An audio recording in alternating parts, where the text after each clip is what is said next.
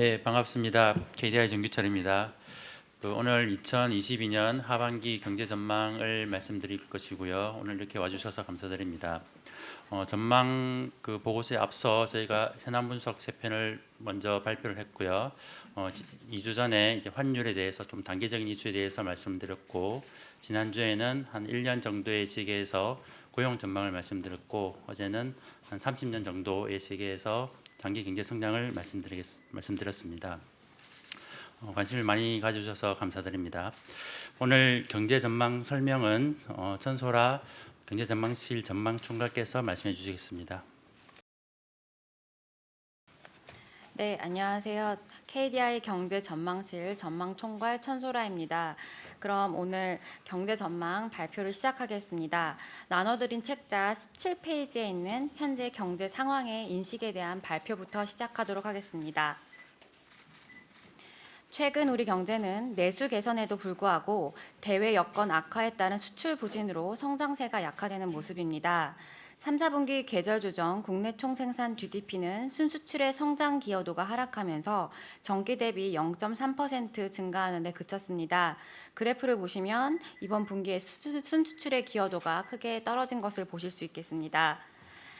교역 조건, 수입 가격 대비 수출 가격이 악화됨에 따라 경제 성장에도 불구하고 실질 구매력을 나타내는 국내 총소득 GDI는 오히려 감소하였습니다. 다음 페이지입니다. 내수는 민간 소비가 높은 증가세를 유지하고 투자 부진이 일부 완화되었으며 고용시장도 서비스업을 중심으로 양호한 모습을 유지하고 있습니다. 민간 소비가 대면 서비스업을 중심으로 회복되었으며 투자도 일시적으로 부진이 완화되었습니다. 취업자 수가 큰 폭으로 증가한 가운데 고용률은 높은 수준을, 실업률은 낮은 수준을 각각 지속하며 양호한 고용시장을 나타내고 있습니다. 이는 나눠드린 책자의 두 번째 현안 분석을 참고하시면 되겠습니다. 반면 수출은 글로벌 경기 둔화로 부진한 모습을 보이고 있으며 향후 대외 여건이 더욱 악화될 가능성이 높습니다. 수출 금액이 반도체를 중심으로 감소한 가운데 경상수지는 적자로 전환되었습니다. 세계 경제는 원자재 가격이 높은 수준을 지속하는 가운데 미국의 가파른 금리 인상으로 인해 경기 둔화 국면에 진입하는 모습입니다. 미국에서도 가파른 금리 인상과 달러화 강세로 글로벌 무역의 회복을 제약하고 있으며 여타 국가에서도 물가 상승 압력에 대응하기 위해 금리를 빠르게 인상하는 모습입니다. 다음 페이지입니다. 우크라이나 사태가 장기화되며 유럽을 중심으로 한 대부분의 국가에서 고물가 현상이 지속되고 있으며 중국 경제는 제로 코로나 정책을 유지하면서 경기 부진이 지속되고 있습니다. 이에 따라 경기 선행지수가 하락하고 기업 심리도 악화되며 세계 경기 둔화를 시사하고 있습니다. 주요 국제기구에서는 2023년 글로벌 경기가 유로존을 중심으로 둔화될 것으로 전망하고 있습니다. 책자를 보시면 회색 음영은 4월 전망이고 파란색 음영은 10월 전망인데 주요국의 성장률이 다 하향 조정된 것을 보실 수 있겠습니다.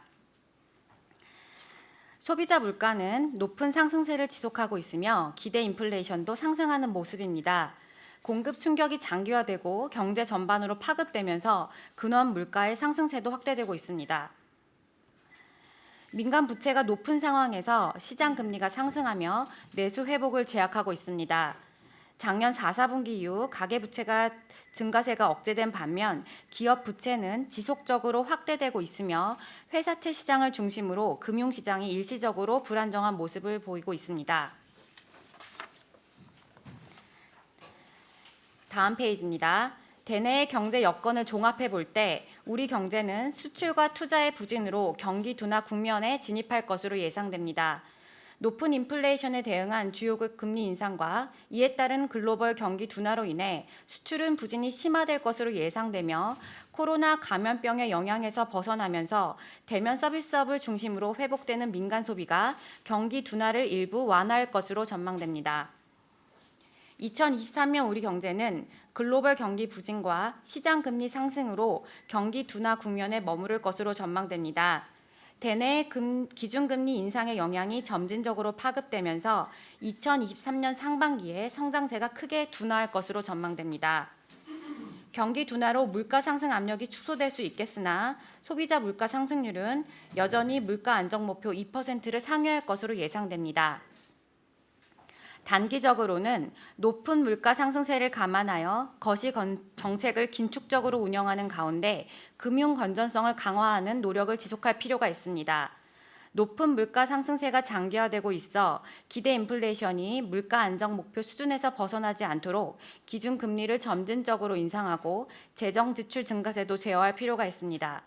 다만 향후 경기 둔화가 예상되는 점을 감안하여 거시 정책 긴축의 속도와 그 강도를 조절할 필요가 있습니다. 대내 금융시장 불안 가능성을 감안하여 거시 건전성 정책을 정상화하는 기조를 유지할 필요가 있습니다. 우리 경제는 급속한 고령화로 인해 성장세가 약화되고 있어 노동 공급 축소를 완화하고 생산성을 개선하는 정책적 노력이 요구됩니다. 이는 현안 분석 세 번째를 참고하시면 되겠습니다. 인구 구조 변화에 주로 기인하여 노동 공급이 축소되고 자본 축적도 둔화됨에 따라 잠재 성장률이 점차 하락할 것으로 전망됩니다. 향후 앞으로 5년간 잠재 성장률은 점차 하락하여 연평균으로는 2% 내외로 추정되고 있습니다. 높은 생산성에도 불구하고 출산과 육아 부담으로 경제활동 참가가 저조한 여성과 급증하고 있는 고령층이 노동시장에 활발히 참여할 수 있는 여건을 마련하고 외국 인력을 적극 수용함으로써 노동 공급 축소를 완화할 필요가 있습니다. 아울러 대외 개방, 규제 합리화 등 우리 경제의 역동성을 강화하기 위한 제도 개혁을 통해 생산성을 향상하는 정책적 노력을 경주할 필요가 있습니다. 한편 우리 경제는 성장 잠재력을 강화하는 노력은 필요하나 단기적인 경기 부양 정책을 통해 잠재 성장률을 크게 상회하는 목표를 추구하는 것은 지양할 필요가 있습니다. 그럼 다음으로 2023년 국내 경제 전망에 대해서 말씀드리겠습니다. 먼저 전망에 앞서 대외 여건에 대한 전제부터 말씀드리겠습니다. 책자 27페이지입니다. 세계 경제는 2023년에 성장세가 둔화될 것으로 전제하였습니다. 최근 IMF는 2023년 세계 경제가 주요국의 통화 긴축 기조 강화와 중국의 경기 침체 가능성으로 2.7%의 낮은 성장률에 그칠 것으로 전망하였습니다. 원유는 두바이유 기준으로 2023년에 2022년 98달러보다 15% 정도 하락한 배럴당 84달러 내외를 기록할 것으로 전제하였습니다. 실질 실효 환율로 평가한 원화 가치는 2023년에 4% 정도 절하될 것으로 전제했습니다. 이는 최근 수준에서 큰 변동이 없을 것으로 전제한 것입니다. 다음으로 2023년 국내 전망입니다. 우리 경제는 2023년에 수출 증가세가 크게 둔화되고 투자 부진도 지속되면서 1.8%의 낮은 성장률에 머무를 것으로 전망됩니다. 2023년 우리 경제는 2% 내외로 추정되는 잠재 성장률을 하회하는 성장세를 보이며 경기 둔화 국면에 머무를 것으로 전망됩니다. 민간 소비의 양호한 회복세가 지속되겠으나 글로벌 경기 둔화와 금리 상승으로 인해 수출과 투자는 부진할 것으로 예상됩니다. 민간 소비는 코로나19의 영향에서 점차 벗어나며 서비스 소비가 회복되겠으나 고물가로 인한 실질 구매력 저하와 시장금리 상승으로 재화 소비가 둔화됨에 따라 2022년 4.7%보다 낮은 3.1%의 증가율을 기록할 것으로 전망됩니다. 설비 투자는 반도체 경기 둔화와 대외 불확실성 증가로 2022년 마이너스 3.7%에 이어 2023년에도 0.7%의 낮은 증가율에 머무를 전망입니다. 건설 투자는 주택 시장 부진과 자금 조달 여건 악화로 인해 2022년 마이너스 3.0%에 이어 2023년에도 0.2%의 부진이 지속될 것으로 전망됩니다. 다음 페이지 수출입니다. 수출은 국가 간 인적 이동이 확대되며 서비스 수출이 회복됨에도 불구하고 글로벌 경기 둔화로 상품 수출이 부진한 흐름을 보이며 1.6% 증가하는 데 그칠 전망입니다. 상품 수출은 글로벌 수요 감소세가 지속되며 반도체를 비롯한 ICT를 중심으로 2022년에 4.2%보다 낮은 1.0%의 증가율을 기록할 것으로 전망됩니다. 수입은 2023년에 해외여행 수요 회복이 본격화되겠으나 수출과 투자 부진으로 상품 수입이 크게 둔화되면서 2022년 4.3%보다 낮은 2.8% 증가할 것으로 예상됩니다.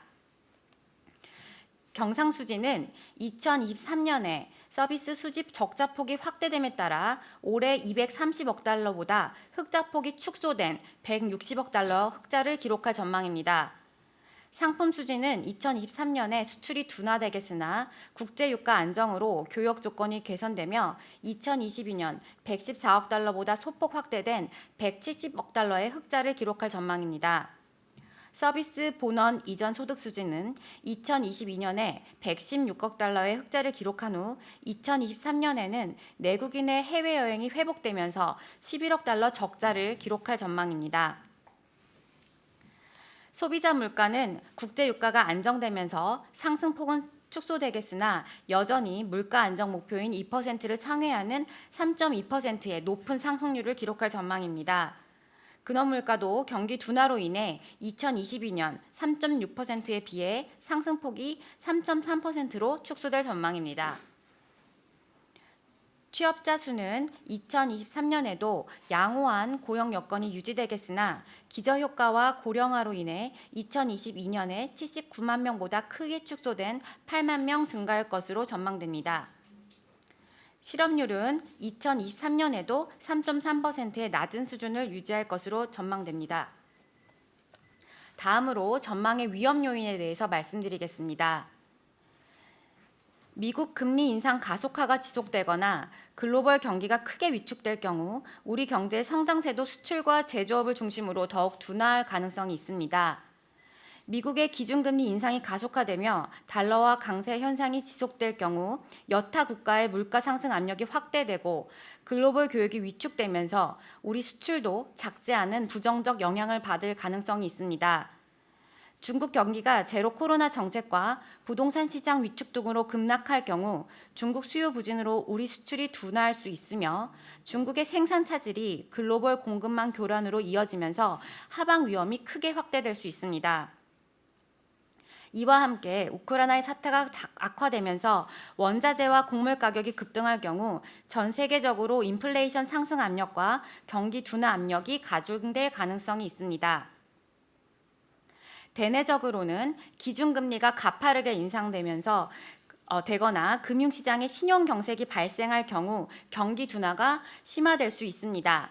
민간 부채가 높은 상황에서의 금리 상승은 경기에 작지 않은 하방 요인으로 작용할 수 있습니다. 회사채 시장을 중심으로 기업 자금 조달에 차질이 발생되고 확산되는 경우 투자를 중심으로 성장세가 더욱 둔화될 가능성이 있습니다. 특히 부동산 경기가 하락하는 가운데 건설업체의 자금 경색이 광범위하게 발생하는 경우 건설 투자의 부진이 심화될 수 있습니다. 그럼 정책 방향에 대해서 말씀드리겠습니다.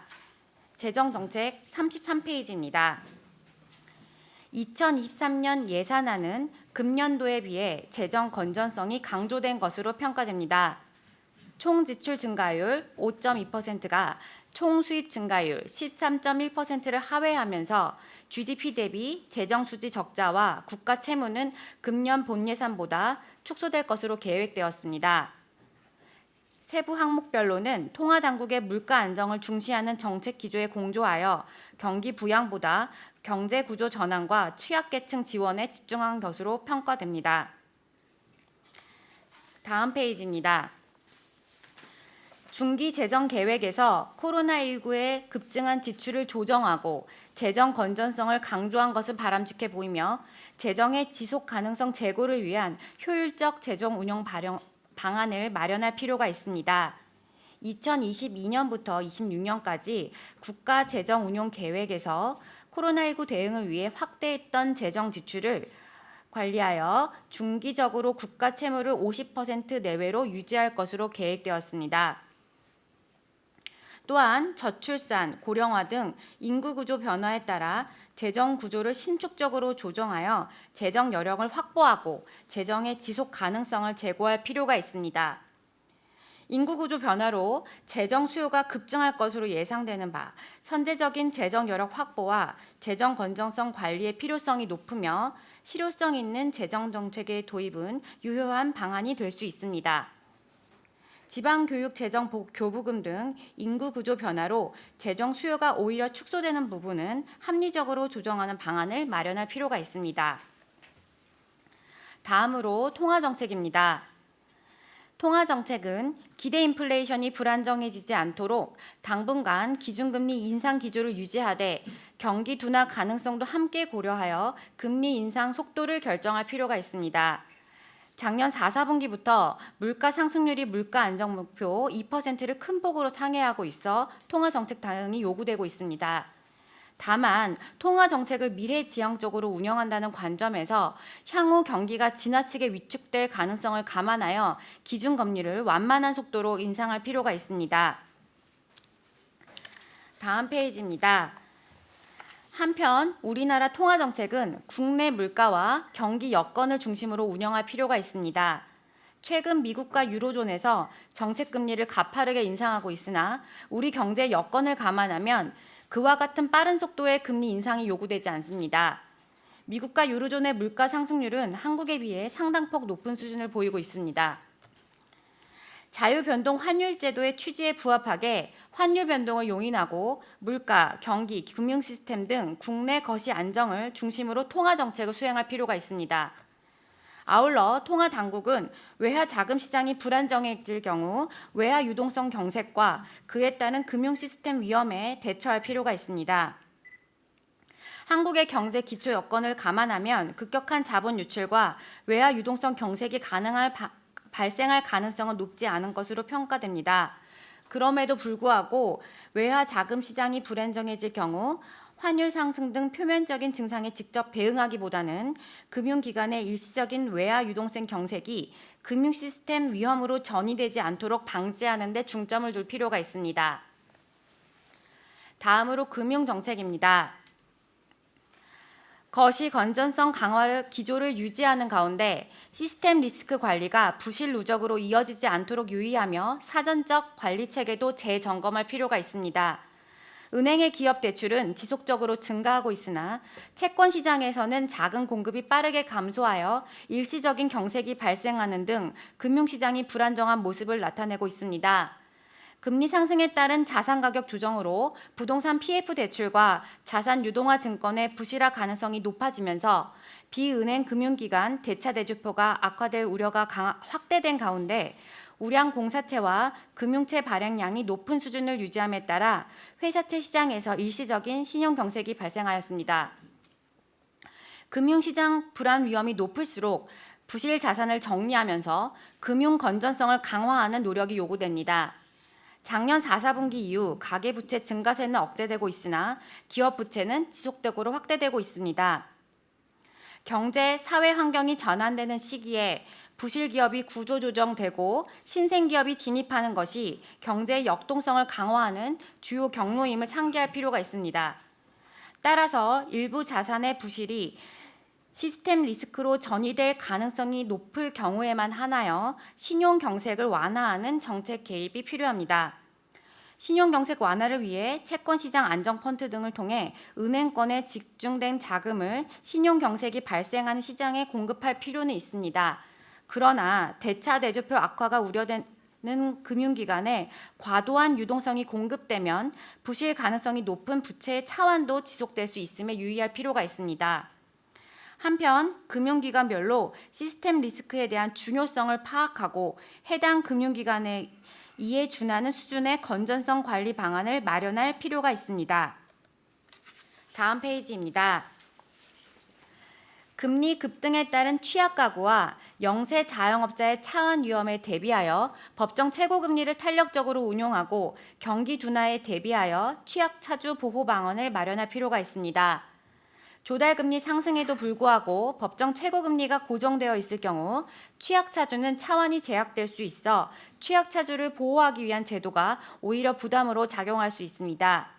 위의 내용은 KDI 포커스를 참조하시면 되겠습니다. 법정 최고금리를 시장금리와 연동함으로써 취약계층의 금융시장 접근성을 제고할 필요가 있습니다. 한편 향후 경기 둔화 시기에 영세 자영업자에 대한 보증 수요가 증가할 수 있으므로 보증기관의 대차대조법 건전성을 선제적으로 강화할 필요가 있습니다. 경기 둔화에 따라 자영업자 대출 부도율이 빠르게 상승하는 경우 보증기관의 대차대조표가 악화되면서 보증 여력이 제한될 수 있습니다. 이상 2022년 경제 전망 발표를 마치겠습니다. 네, 천소라 박사님 감사합니다. 그 천소라 박사님 발표한 거에서 제가 조금 보충해서 설명을 드리겠습니다. 현 경제 상황에 대해서 저희는 이제 경기 회복 국면이 이제 마무리되는 시기로 이제 보고 있고요. 그 이유는 주로 이제 대외적으로는 미국의 금리 인상이 진행되고 있고 또 중국 경기가 부진한 상황입니다. 대내적으로도 시장 금리가 상승하고 있어서 전체적으로 보면 이제 수출과 투자가 부진하면서 경기 둔화 국면에 이제 앞으로 진입할 가능성도 있다고 봅니다. 전망에 대해서 조금 더 설명을 드리면 지난 전망과 조금 비교해서 설명을 드리겠습니다. 2022년도의 경우 저희가 상반기 5월 전망에서는 2.8%를 냈는데 이번에 2.7%로 0.1% 하향 조정했습니다. 전체적으로 보면 이렇게 큰 차이는 안 하지만 소폭 하향 조정되었다는 말씀을 드리고 2023년도에는 대외 여건이 조금 더 악화되고 그러면서 수출이 좀 부진해질 것으로 보고 있고요.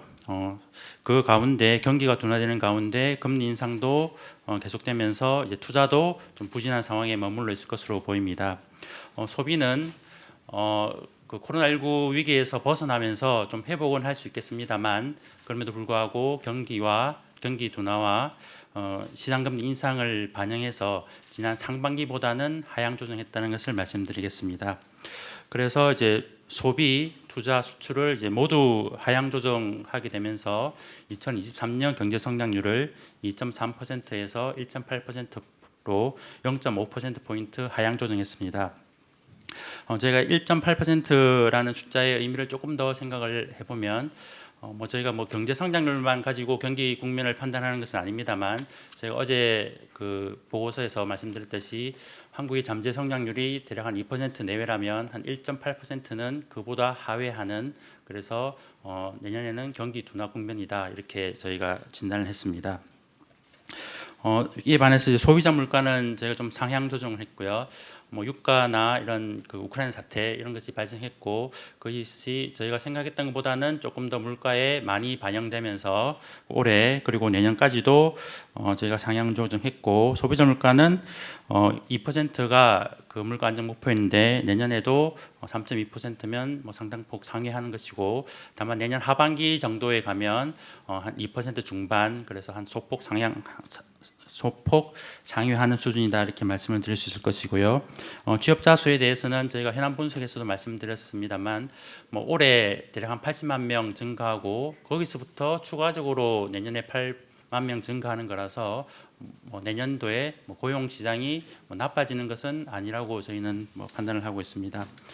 정책 방향에 대해서 좀 정리해서 말씀을 드리면 코로나19 위기에서 한국이 아주 확장적이고 완화적인 정책을 많이 썼는데 그것이 정상화되는 과정에 있고 그것은 저희도 긍정적으로 평가를 하고 있고 앞으로도 더 진행되어야 될 것으로 이제 생각을 하고 있습니다.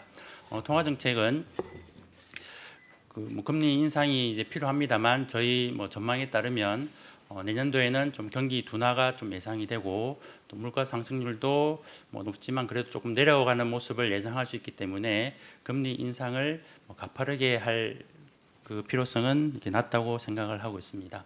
네, 이상입니다.